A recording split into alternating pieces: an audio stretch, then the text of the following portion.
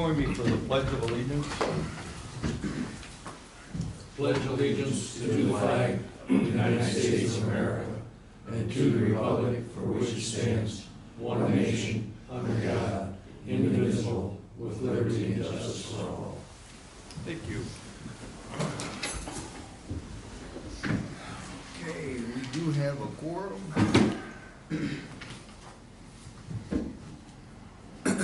Regular agenda. Motion to approve the regular agenda. Does anybody have any additions or deletions? Does anyone have any additions or deletions here that we know of? Not to my knowledge. Then I would make a motion to approve the agenda as presented. I'll second it. All those in favor say aye. Aye. Opposed? Consent agenda. Motion to approve that. I would make a motion to approve the consent agenda as presented. And I'll second it. Second. All those in favor say aye. The treasurer isn't here, so we don't have a view of his report. Was he coming yet today, do we know? I have not heard otherwise. Typically, if he had anything to speak of, He put his he'd comment. put it in down Yeah, in the right. reports. Yeah. Maybe he'll be here by then. Okay, chief's, excuse me, Public public comment. I made my line too soon. It's all right, I did that last Yeah. night too. We were gonna skip over that.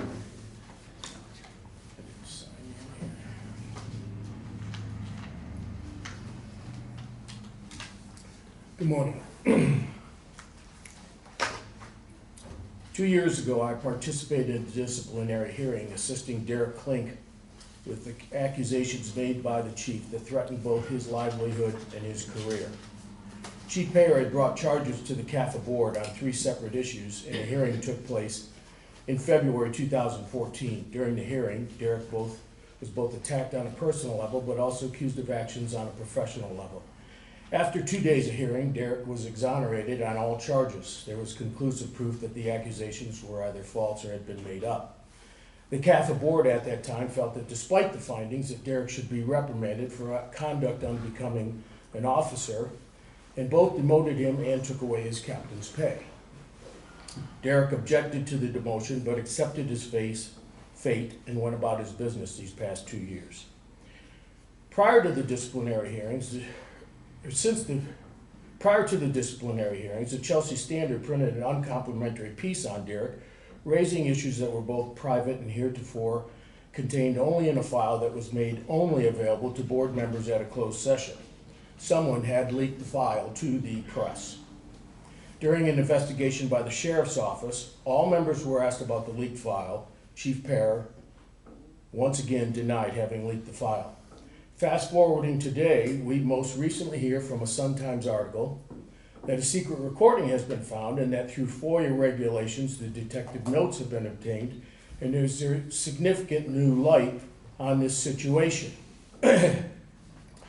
This FOIA acquisition of the chief's interview with the detectives, his response is, I have not provided Sean Dalton with anything, because anything related to personnel, we always send it through our attorney to have it reviewed, redacted, whatever, before anything is issued through FOIA.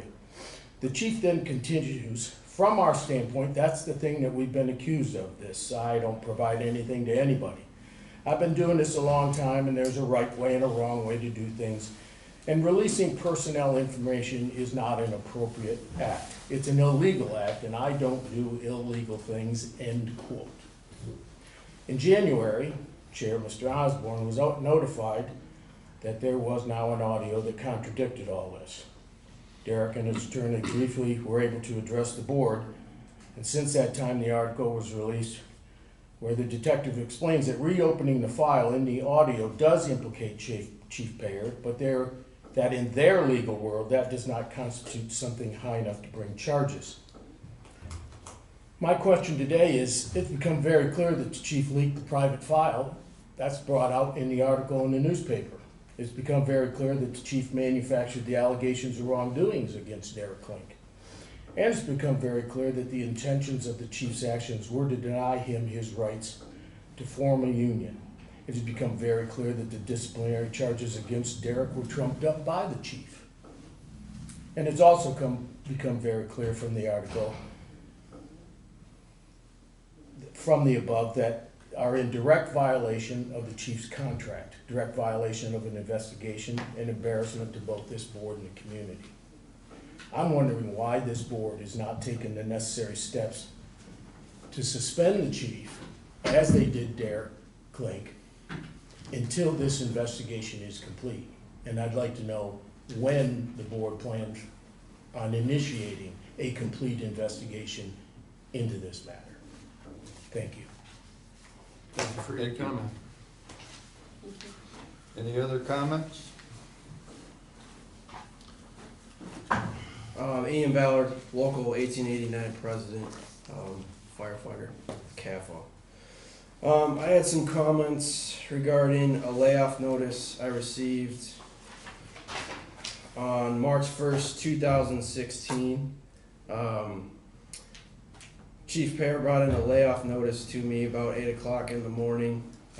At the top of this layoff notice, it says, "To Ian Ballard from Chief Pear and CAFA board members." My concern is that the CAFA board's name is on the top of the layoff notice outside of a public meeting. There was no discussion of layoffs in January. There was no discussion of layoffs in February. This board speaks by vote of, or by voice of vote and vote alone. I called Board Chair Osborne about 8:55 in the morning to inquire why the board's name was on the top of this layoff notice. He said that 3 board members were aware of the layoff notice, and he still needed to notify 2 other board members. That would also be a violation of the Open Meetings Act. 3 board members is a quorum. The board can't be making decisions outside of open public meetings. There was also no discussion in January or February about layoffs at the 2 previous board meetings, nor was it left on the agenda to be unfinished business. I went ahead and looked at the budget that was produced in, the layoff notice says that I'm being laid off for cost-cutting measures and cost constraints. So I went ahead and reviewed the budget that's been provided in here, the year to date, along with in the back of your packet under the unfinished business, there's a 13, 14, 15, and 16 budget as well. The numbers in the board-approved 2016 budget don't match the numbers in the board-approved 2016 actual. There's discrepancies in the amounts for the same line items. I'm not sure how they could be board-approved and have discrepancies of 2 different amounts. Additionally, I noticed there was multiple changes to the budget that claims to be board-approved without any board approval. And I was under the assumption that the board had to make all changes to the approved budget. Additionally, since the layoff notice was given for budget constraints, and your budget shows that you actually have a surplus of about $11,000, it doesn't seem that you would need to lay me off. I mean, Board Chair Osborne told me that you were $50,000 in the hole, and that was the reason you needed to lay me off. Yet here today, you produced a budget that's $11,000 under. The numbers don't match. The numbers in here don't match. The numbers he gave me don't match. That leads one to believe what the real motive behind the layoff was. Was it the fact that I reported the criminal actions by the chief? Was it the fact that I'm the union president and there's been ongoing contract violations since July? What are the real facts as to why I'm getting laid off? So that's all I have to say on that. Additionally, I had one other question for the board.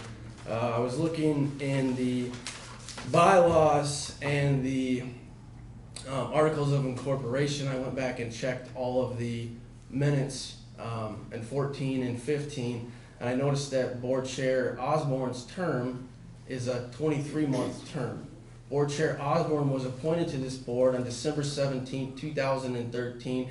His first date of office would be January of 14. His term would have expired November 31st of 2015. I didn't see where it was sent back to the townships to reappoint an at-large member, and I didn't see where the board had reappointed Osborne or Hal Moore as the at-large and at-large alternate. From my best understanding, his term has expired by 3 months. That's the very reason that he's here today. The last at-large member overstayed his term by 3 months. And I would request that he recuse himself from this board as the last at-large board member did, and send it back to the people to renominate new at-large members. Thank you.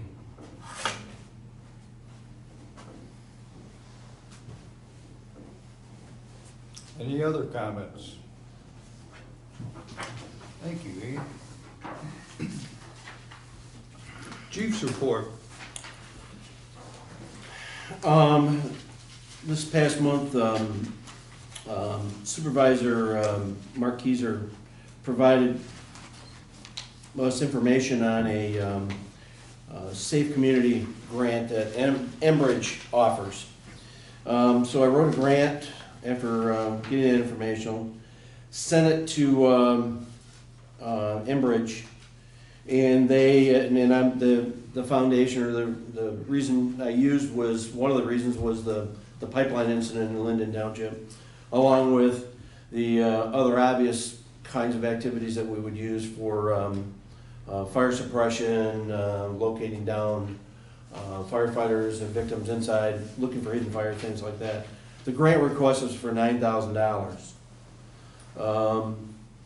Our newly promoted officers began performing their official roles. Captain Bazar is responsible for overseeing our training program, and Lieutenant Rigner is responsible for our public educational outreach programs. I was one of 3 chiefs that was asked to sit on an oral board for Frenchtown Township Fire Department, their selection process. They're hiring a new deputy fire chief. We interviewed 3 individuals from other departments. Captain Smith and myself, both separate classes, but both attended courses on active shooters incidents. Captain Smith and myself assisted the Washington County Fire Academy, which is put on through the Washington County Fire Chiefs. We were part of the practical testing for the firefighters that were graduating from the Firefighter 1 and 2 program. So part of that program is they have to demonstrate skills in 12 different areas and demonstrate proficiency in those. I also attended the Washington County Chiefs meeting, and the major focus there, as you can imagine, was the communications millage renewal. And then training, we have a great opportunity for some really good training this year. We've got currently 3 structures that have been provided for us that we can do some very good hands-on training. Do some other things that we don't normally get to do, some rapid intervention and all those kinds of things. Emergency incidents, a structure fire up on Ripke Road in Linden Township. First crew that arrived found it was a 2-story older farmhouse, and had about 80% of the structure that was involved in portions of the house had already been consumed to the point that some of it was already collapsing and consumed by the fire. We were on scene for a long time, several hours extinguishing the fire, and investigators were unable to determine the exact cause of the fire.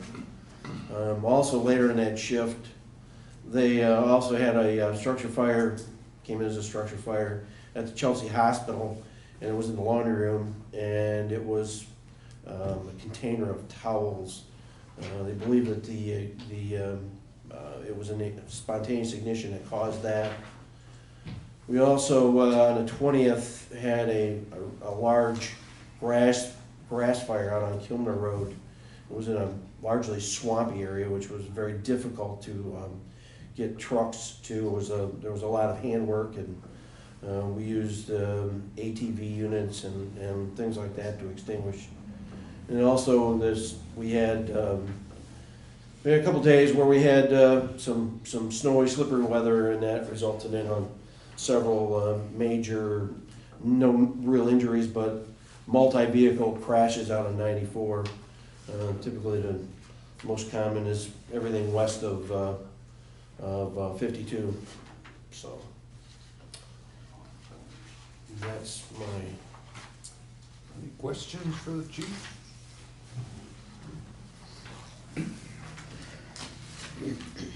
Unfinished business, cost recovery billing ordinance.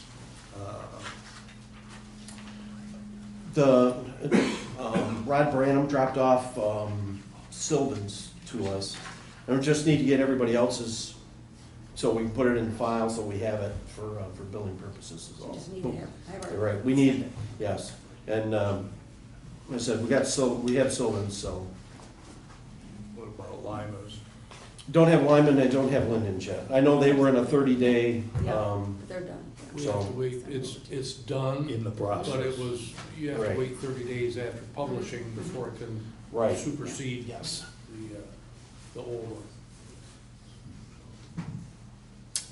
Okay. It should be very soon. Capital millage request.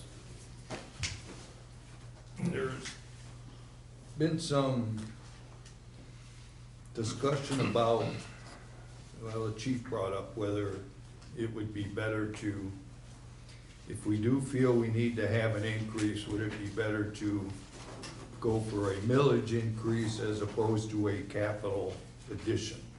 Same amount of money, but instead of the 0.2 we've been discussing, we would go for a 0.2 increase in our base millage.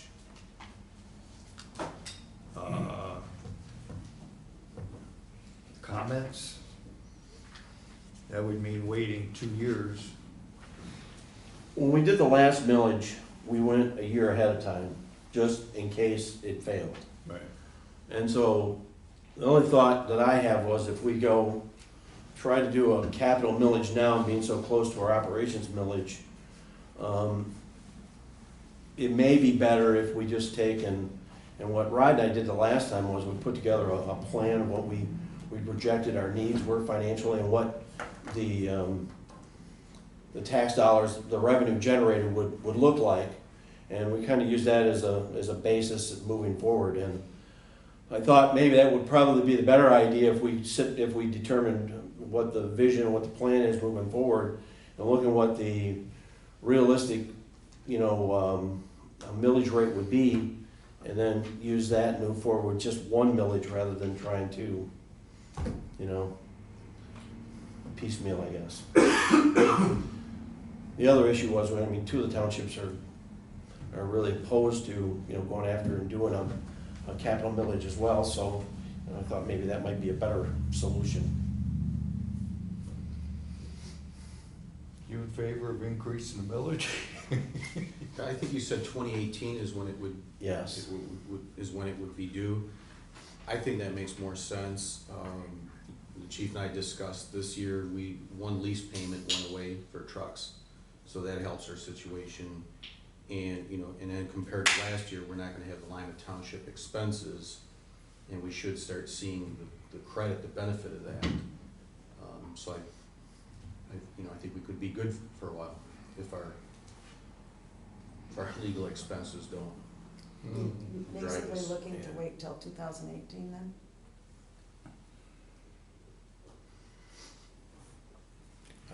I would just comment that now might not be a particularly good time, because we're kind of riding the back of the bus on top of everybody else's millages.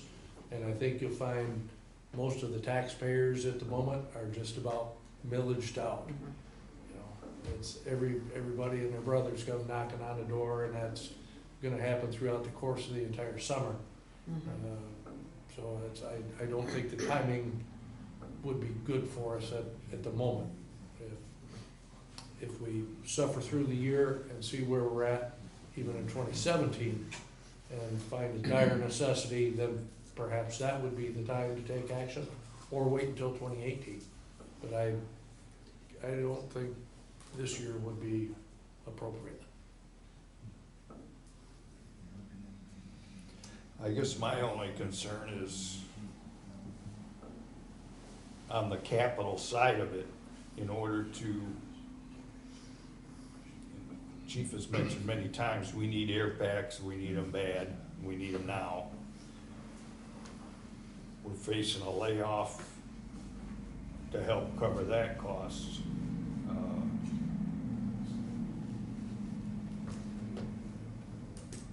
Are we gonna be reducing services further for capital expenditures?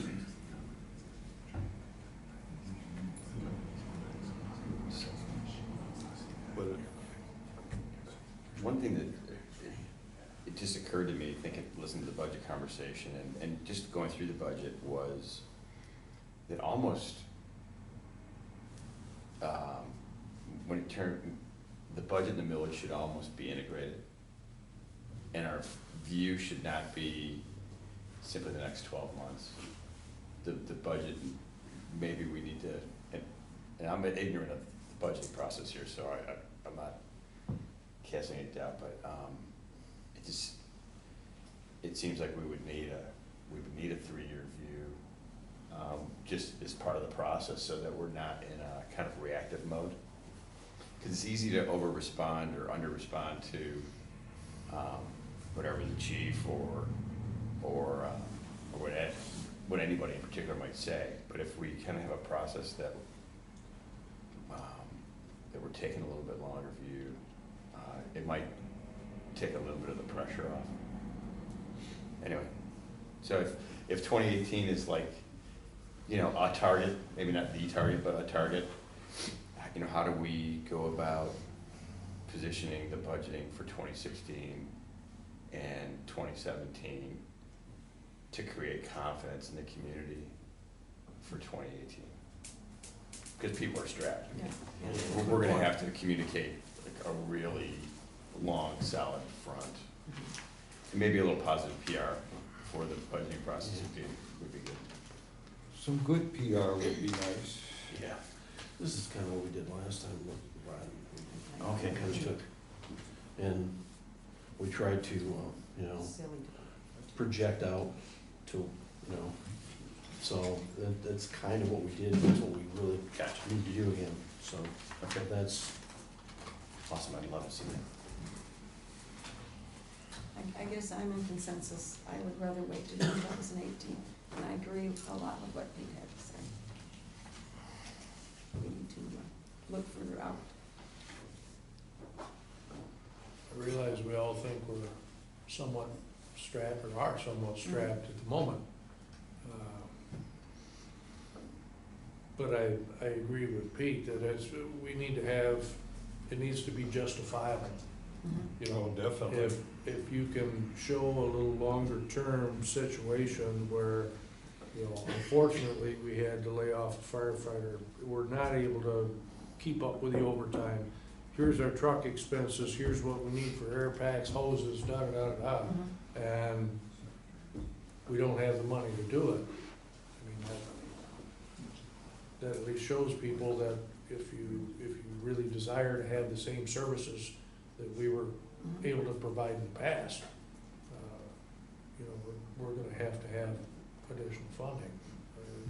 Chief and I had a brief discussion the other day, and in a perfect world, because I was not comfortable having 2 stations manned by 1 firefighter.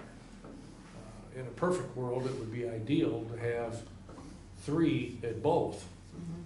would be perfect, or at least 3 and 2. Mhm. That's obviously way out of our reach at the moment, but it could certainly become a goal as we move ahead. for the next village. So I think we should certainly put that thought in our mind too. be happy with 2 and 2. Well, yes, absolutely, but I did say a perfect world. Perfect world. Any other comments?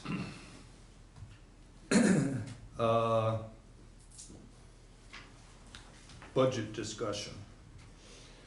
We put in a copy of the budget, and Judy put together, the BA on there stands for before audit, so obviously those numbers could change. But, what actual that we have so far as 2015 and how it plays out. And, you know, as we've said numerous times, I've been told numerous times, is that we, at some point in time, gonna live within our means, and that's kind of been the direction that I've been given this year. And so, if you look at, and really the budget issue came up the end of last year and the beginning of this year, when Judy said, well, we don't currently, there were a couple periods where we did not have enough liquid assets to make payroll and pay bills.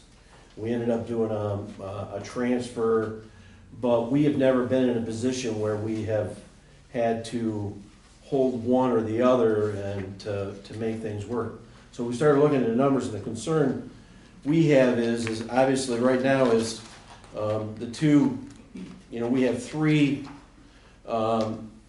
accounts that are marked reserve, 2 money markets and a certificate of deposit, that total that are like 334,000, or 35,000, if you want to round up. And that's our reserve, you know, really counted as our reserve. And right now we're sitting on, as far as for operations, is under $300,000. So we have been concerned with that. We made some adjustments. We cut the administrative assistance hours down from 25 to 10. We've done some things with overtime. But the fact is, you know, our personnel costs are where the bulk of our funding is. In February, we had to pay almost $14,000 for uniforms to comply with the contract. Also in the contract, there's a provision in there, anybody that has 4 years with the department can ask for a Class A uniform. That has a potential for another $5,000. Our legal expenses, as of yesterday, we're almost, the budget is almost tapped out. We're almost, we're close to $9,000 in legal costs. And as was brought, you know, so this budget, there is nothing, if we have any kind of a major expense that comes to light, there's no real room in this budget to accommodate for that without really either making additional cuts or going back into the reserve account. Chief, and the reserve funds, those are all fully allocated. I mean, there's lease payments that have to be made for equipment. Yes. So it's not like they're actually, you know, a slush fund out there to draw. Correct. That's what we've kind of designated as reserve. That's where we're at right now, you know, as far as in holding. They could be certainly accessed at any point, certainly, but those are the ones that we, you know, after we've done the all the other transfers and things that we've done in the past, you know, that's kind of what we're down to. So, and, you know, some of the things that are hanging out there are airbags. You know, we're down to, we have 17 units of our own that, you know, we're really on kind of borrowed time. We've borrowed 6 units from Pittsfield. And this year we start with 38 air bottles. Later this year, 4 of those will be taken out. Next year we lose the majority of them.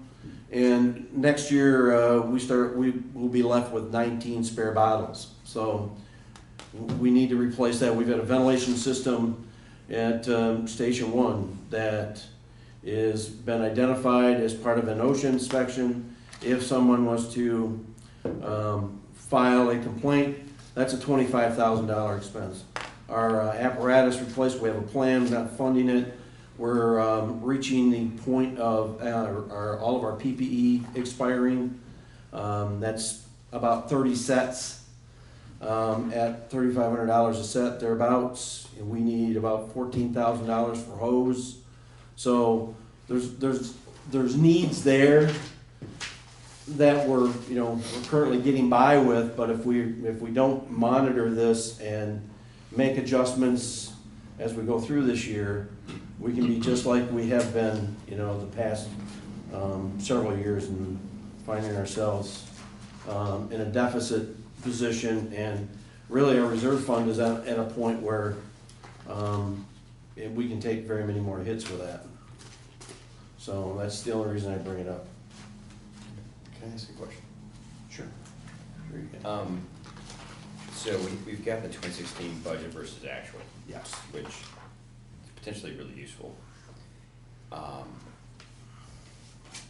But do we track that like on a month-to-month basis? Yes. So like, I mean, is it possible to get this, a Well, grid?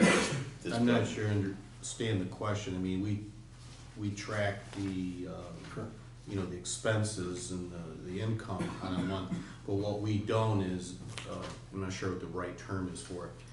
The funding that we get in comes in twice a year in lump sum amount, so you could seasonalize this thing. In other words, say, in March, April, May, you'd expect to see this income stream, and then you're not gonna see any income for 2-3 months, and then you're gonna get a huge slug Right. at this time of year. So we don't look at the income stream on a month-to-month basis and see how are we doing against how the funds actually come in. But, that makes a ton of sense and is helpful. And on the expense side, I mean, obviously expenses, to some extent anyway, things like payroll or They're whatever. very consistent. Very month to consistent, month. and then you're gonna have your periodic expenses. And so the one thing that was just a challenge for me was the budget versus actual report, because it shows the actual expenditures and the budget, and it shows Right, your so- variance, but the variance was against the total year. Right. So if you got out of sync on expenses, you really wouldn't, just hard to orient. Right, so you could look at that column and you could say, through February, we're, 1/6 of the way, and that's 15, 17, 18% of it. So any number here that's over 18% would be a red flag, but it won't work that way for you. Well, I So mean, what that, on the revenue side, I get it, but, you might be able to tell if people are late in paying or whatever, if you're late in collecting, Mhm. if you had and anyway. So on the expense side, if you'll see something that'll be, 148, 163%, so that's a huge red flag, because how could we already have spent that much? Right. And you look at it and you say, well, okay, we went over a budget on new hire fit test and physical fitness. But really, anything that's over 30%, I would argue, is sort of worth looking at. So public utilities, phone is at 42, we're almost at 50% expenditure, and we're only 2 months into the fiscal year, so why would that be at, Well, I think we got bigger fish to fry than $832 expenses, but, right. this is, I've never done a budget like this, let's put it that way. It'd be interesting to me to try to learn more about how we do it, and I don't wanna bog this down, but, it was just hard for me to figure out, to orient whether we're doing well or doing poorly, or whether, and the other aspect of it, and you brought it up, Chief, which I think is a reasonable thing to pay attention to, is things like legal expenses, which we certainly have the potential for paying them to really not recognize in the budget. And I don't know how much we recognize just risk as a concept in the budget, because budgets never go perfectly. I mean, that's just life, right? It's a complicated enterprise running a regional fire authority, and so things don't always go according to oil. I just wonder if if we're always pressed up having to make immediate decisions throughout the year, just because one thing goes wrong. It's a lot of pressure if you have to live like that, I think. Anyway, give me 12 months. Because right now I don't understand very much. You have to consider the scope of the operation here with the amount of the equipment that we have. For instance, I was up to Station 1 the other day, and the guys were looking at one of the engines, and I asked, "Oh, what's wrong with it?" "Well, jaws of life weren't working properly." Okay, so they took it down to the truck shop, assuming it just to be that the idle up solenoid wouldn't allow the engine to come up, so they got sufficient. Well, that just started the domino effect. It had thrown a code on the transmission. The hydraulic pump was overpressurizing, which was causing another defect, which is why the engine wouldn't idle up. So what you thought might have been a $20 solenoid to fix the problem, now you don't know what you've got. So we got risk here. And it's impossible to budget for, virtually Well, impossible. I mean, it's how we live. it is. But that's why you make line item adjustments as Oh, yeah. Oh, you yeah. go through the year. Oh, yeah. So, So, on a couple things on budget, are we on track for the PHP audit?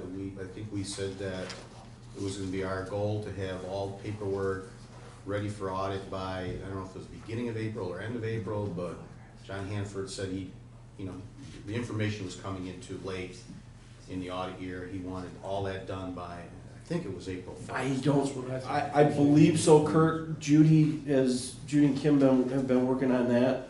But I'll ask for you. But I know because she talks to them quite frequently, so. But I will ask for you. Yeah, I wanna make sure we get Pat Hanford, all that information on time so we can get the audited financials sooner. I know that if it's supposed to be there, Judy will make sure it's there when it's supposed to be. That's kind of the way she does things. The other thing is we still need to work on the vehicle allowance from 2015 and 2016. I don't see anything fixing or crediting back, or was that? No, it's being done, but you want to see it as far as the, Well, I don't see it in this financial Okay. information that anything All right. changed. And that it's, it should be an audit finding. So we're gonna have to address it at some Okay. point. Yep, I'll make sure she puts it in. And then looking at the percentages, when I see the 148 and 163% new hires fit test and physicals, can you tell us what's happening there? Why we're so far off on our budget estimate? I realize it's only a small dollar amount, but it really would be nice if this percentage of budget column was more of a useful tool for us. I mean, did you hire a bunch of new people and were new hirees getting fit tested, or is this, we have a bunch of new on-call people that are being fit tested, or? You know what, I've got to check and see why she, because no, we didn't. And, you know what, I'm gonna have to ask her, Kurt, why she charged to that line item. Because no, we have not.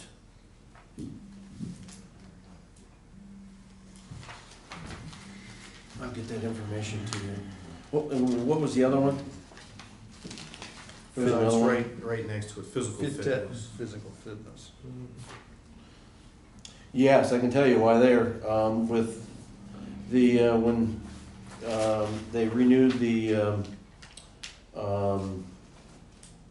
with The dues with the gym? the gym, it went up, plus I think, well, this year we had to provide for everyone, including paid on call members, so, that was part of why the increase was there, but the rate I believe increased as well, so. A quick question, and related to something that Chief, you mentioned, having a little bit of a cash crunch with the variety of accounts that we have. Yes. 6 different accounts, some of them are liquid immediately and some are not liquid immediately. Are we, yeah, I mean, the interest rates on some of the non-liquid stuff are super, super low in this kind of crazy zero interest rate environment. Is there a big reason to keep stuff in like CDs or whatever if we're having cash management problems? The board's position's always been taking a very conservative, position on that. So for a long time, everyone in the council didn't even make interest, and then the board decided, one of our accountants said, you should make some money off the money that's sitting there. So they took kind of a very ultra-conservative approach to, where to put the funds. So that's why. Do we have any position on, maintaining a working capital level? Like how many days out of essentially cash we try to make sure we have in case there are some blips? Or is that just not a thing that we've done so far? I mean, it's fine. Not gotten to that level of detail. Okay.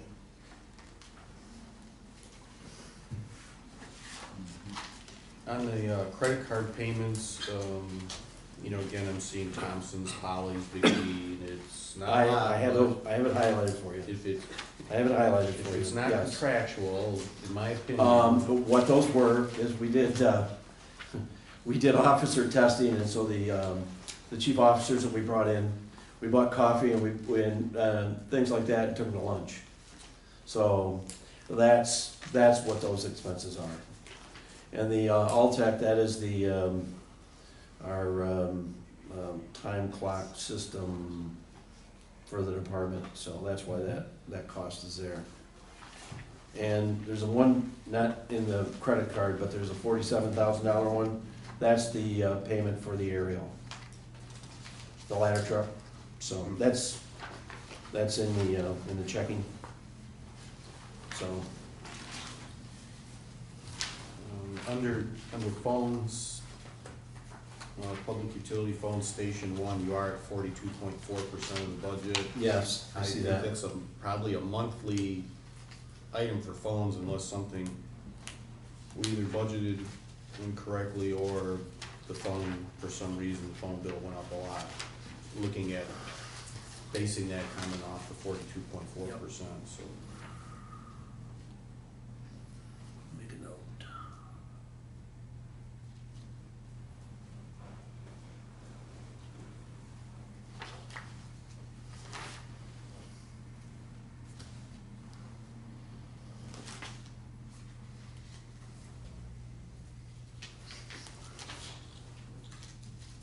Is that in there? Is this through the phone company? Because that's mine too. On the station 2, station 1. That's pretty close, isn't It's it? pretty high.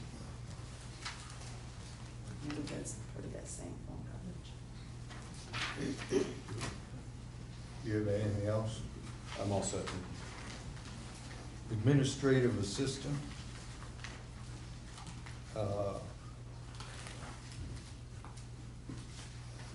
We're way over budget on that.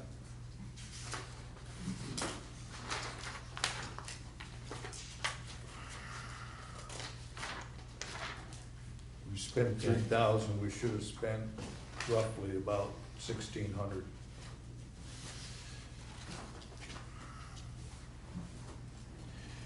Yeah, that's because I know that her and Judith, January and February, we were having payroll issues. And I know she and Judy both put in extra hours in those to try to resolve that, so, but that's under control. I know she puts in more time than she gets paid for. Yeah. That's not, but We'll make the adjustments. any other questions about the budget? I guess I'll throw this in here now. We had a communication from Mark Keyser, Linden Township, wants to know basically when we're going to appeal to the DDA to exempt us from them taking their little piece of our village.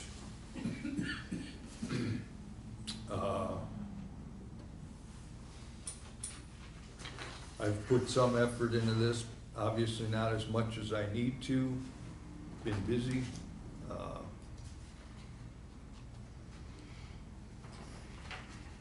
They collect just under around $27,000 out of our millage. And if my research is correct, we have to petition the board, the DDA, to exempt us from that collection. So I will, with the good graces of the board, I will send them a request to do so. Do we pay rent? Station 2, yes. Station 1, no. To the main station on Middle Street? Yes. It's city-owned property. Correct. Yeah. So what would rent be, or a capital expenditure interest charge on a building of that size? What would be what? Yeah, what would be the carry on a building like that if you had to build it yourself and pay for it? You're probably talking. $1,000 a year. Yeah, probably more like $50,000 a year, $100,000 a year. I don't know what we paid on the other one, that's.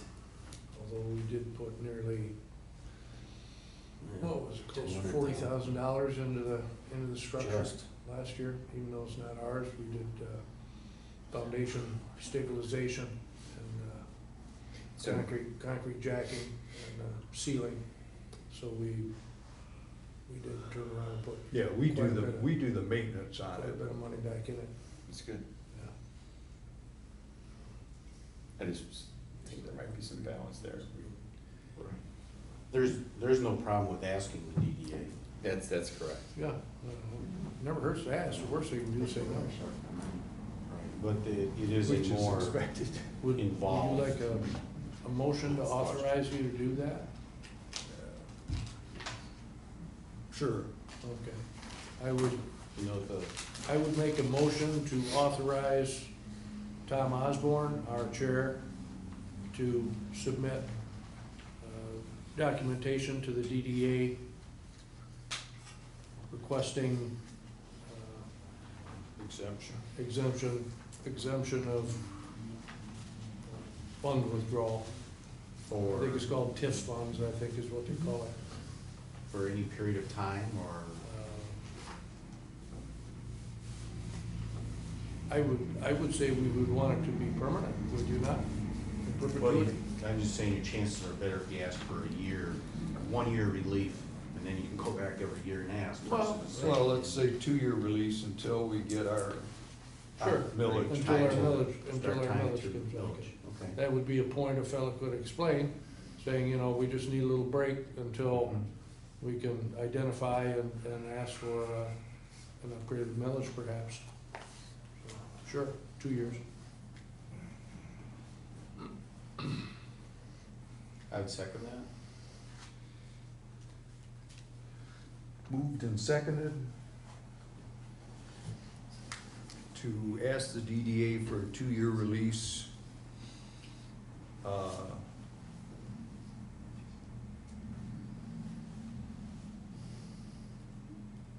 Yeah, 2-year release. Relief. All those in favor say aye. Aye. Opposed? So I think the mechanics behind that would, how that would work, we don't pay the DDA, CAFA doesn't come out of the CAFA budget. Comes out of I millage. think the county, It's taken out of the taxes before we get them. right, so the county's administering it. Right, So we're not gonna write them a check. So I don't know if the county would send a check to CAFA for that amount, or if, Well, if they were released, then the amount the county would send us would be would increase that it, much just more. wouldn't collect it. Okay. Yeah, I wouldn't get our hopes up too much. but- No. It gives you a feel-good feeling for a moment. Yeah. Well, the same thing happens with the library. Are they exonerated or accepted? Yeah, the library, you know, when you go to vote for a millage on the library, there'll be language, ballot language right there that says the DDA is taking a piece of that when you vote on the library millage. So, you know, they're not just picking on CAFA, it's, Oh, no, anybody in the Schools, district. everything.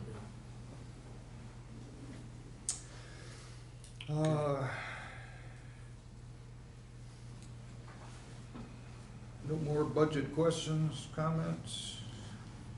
I'll New business? We have none. Reports? I have nothing. nothing additional. Vice Chair, do you have I have nothing? nothing.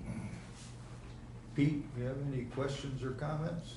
345 of them, but I'll take my time, I think. We'd like to welcome Pete to the board. Yes. Absolutely. Thanks. That's one per day for the rest of the year, so. Yes, yeah, Welcome. including weekends. Yes. Next meeting. What is April? 19th?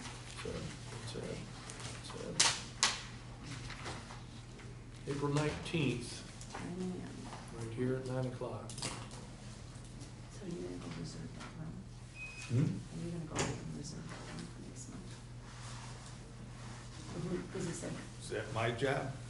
Rod did it, so I don't. What's that? Reserve this room. Apparently, nobody reserved this room this year. This month, yeah. Perhaps We we can can, walk over and reserve it. Mhm. Uh,